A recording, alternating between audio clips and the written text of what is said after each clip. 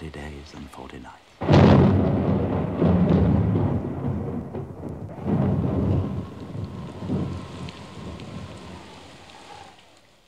The waters increased and bare up the ark, and it was lift up above the earth. 15 cubits upward did the waters prevail, and the mountains were covered, and all flesh died that moved upon the earth, both of fowl and of cattle and of beast and of every creeping thing that creepeth upon the earth, and every man, all in whose nostrils was the breath of life, of all that was in the dry land, died. God remembered Noah and every living thing and all the cattle that was with him in the ark. And God made a wind to pass over the earth, and the waters assuaged. The fountains also of the deep and the windows of heaven were stopped, and the rain from heaven was restrained. And the ark rested upon the mountains of Ararat. And Noah opened the windows of the ark which he had made, and he sent forth a dove from him to see if the waters were abated from off the face of the ground. But the dove found no rest for the sole of her foot, and she returned unto him into the ark, for the waters were upon the face of the whole earth. Then he put forth his hand, and took her, and pulled her in unto him into the ark. And he stayed yet another 7 days, and again he sent forth the dove out of the ark. And the dove came into him in the evening, and lo, in her mouth was an olive leaf plucked off.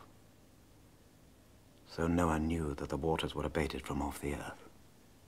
And he stayed yet another 7 days, and sent forth the dove, which returned not again unto him any more. And the waters were dried up from off the earth. And Noah removed the covering of the ark, and looked, and behold, the face of the ground was dry.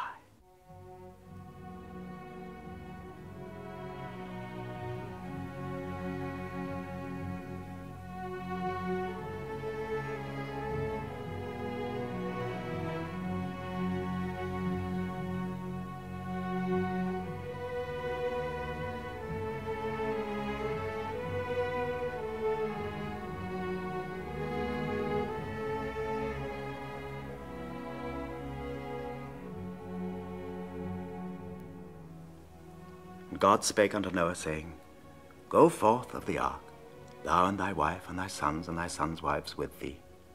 Bring forth with thee every living thing that is with thee, of all flesh, both of fowl and of cattle, and of every creeping thing that creepeth upon the earth, that they may breed abundantly in the earth, and be fruitful, and multiply upon the earth.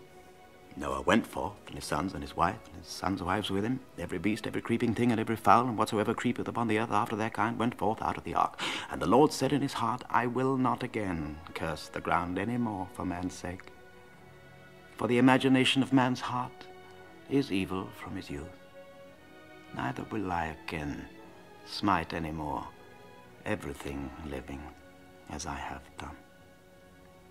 While the earth remaineth, seed time and harvest, and cold and heat, and summer and winter, and day and night shall not cease.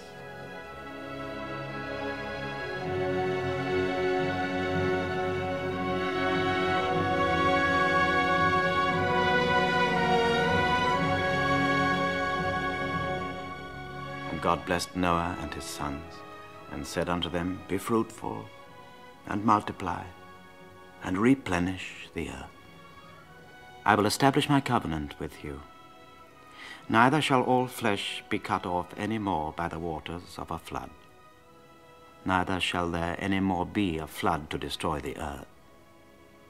And God said, This is the token of the covenant which I make between me and you and every living creature that is with you for perpetual generations. I do set my bow in the cloud, and it shall be for a token of a covenant between me and the earth. And it shall come to pass, when I bring a cloud over the earth, that the bow shall be seen in the cloud.